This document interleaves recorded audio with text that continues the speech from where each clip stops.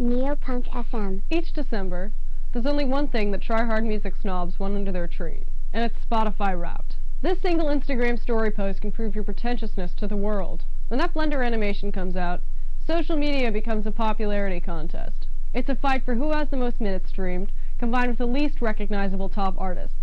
If you ask Gen Z what their version of Maslow's hierarchy of needs looked like, it'd probably have Spotify Wrapped near the bottom, right next to shelter. Our individuality complexes make it impossible for us to consume content in a chill way. This generation's desire to be indie is primal. We compare 5x5 collages like we're comparing fantasy football teams. Now that I mention it, being a music fan is kind of like being a sports fan. You're writing for people who don't know you.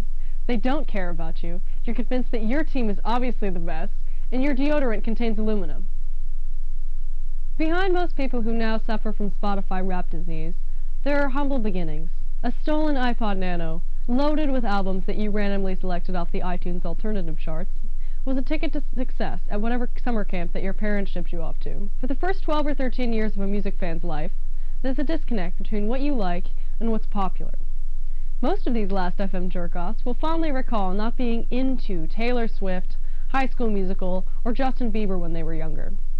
They don't listen to music that's popular now, because they're too busy listening to music that's arguably even more popular. Classic rock. Our first exposure to music was limited to what our parents showed us, either through the radio or their own personal music collection. In the case of your father, it was Pink Floyd or Chris Cornell's greatest hits. As for your mother, it was probably the sound of me blowing her back out while you do your math homework. Or it was the Cars. Whichever strain of old music you preferred, this childhood music taste would lay the groundwork for your desire to seek out music with shitty guitars in them. Once we gained autonomy over our music, we'd have to listen to said music in private. Even if you wanted to listen to music with friends, it wasn't as easy as group listening is today. You had to play it out loud, lend your friend a physical copy, or take one half of the Skull Candy earbuds. And yet, music seems to want to be one of the greatest bonding experiences we have, no matter how blown out the speakers are. The music that we choose to play creates an unspoken connection with a group that we externally see as cool. We now have a one-to-one relationship between music and perceived coolness. So of course we subtly, or very obviously, siphon some of the style and charisma of our favorite artists and attempt to apply it to our own Photoshop personalities. Since the algorithm has brought you here, you probably have some degree of social anxiety, so being able to express yourself without speaking is a pretty valuable tool.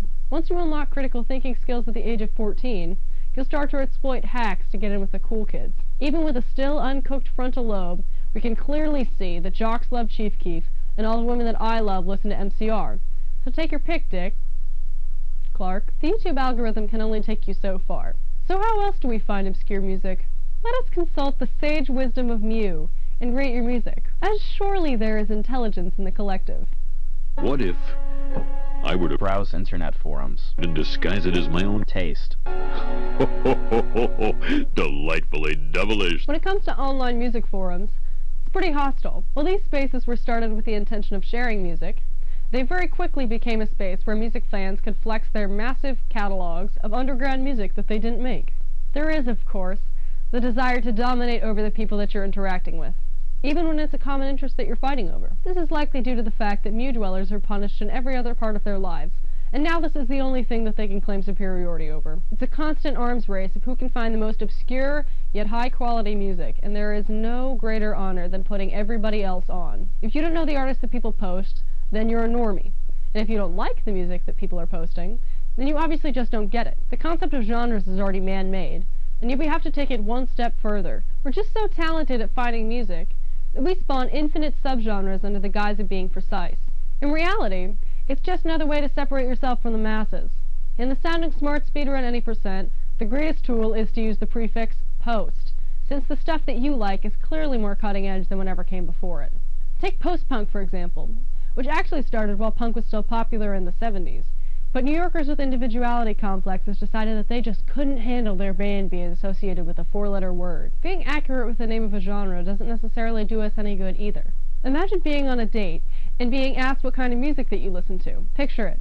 You push a lock of your grease-soaked hair behind your ear and reply, "I mostly listen to porno grind and power violence." Everybody claps.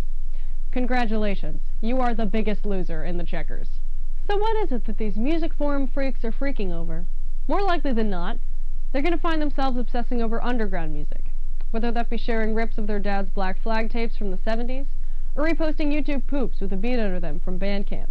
Track so old, gotta run out the high when I play my music so the roof don't fall on me. Track so old, gotta run out the high when I play my music so the roof don't fall on me. Nigga already by a nigga tryna clone me. They can't see the body, think it ain't on me. I'm in the hideout with Scott, nigga tryna take me down, nigga ass get clocked.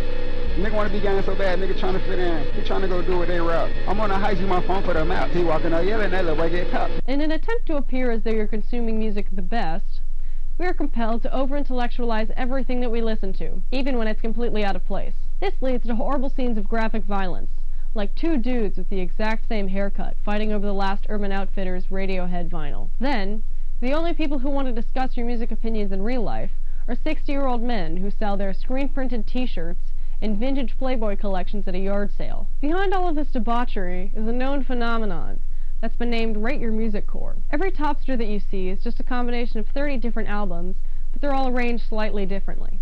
How is that unique if unique means different from everybody else? In reality, you're only isolating the mainstream at that point. You're not finding unique and personal taste. If you want the secret to looking cool on the internet, it's not pretending to like the 2011 version of Twin Fantasy. It's cooler to admit that your top song of the year was Brown Noise 10-hour version, rather than stumbling your way through a conversation about Arca. When we're not at each other's throats online, music forums actually have the potential to do a lot of good. Seminal bands like Have a Nice Life and Panchico were initially shared by music fans who just wanted their favorite band to get a little bit more popular. Sometimes, sharing music that you like can be a good thing, as much as I know it must pain you. We need to just get over it and start sharing music that we might be judged for.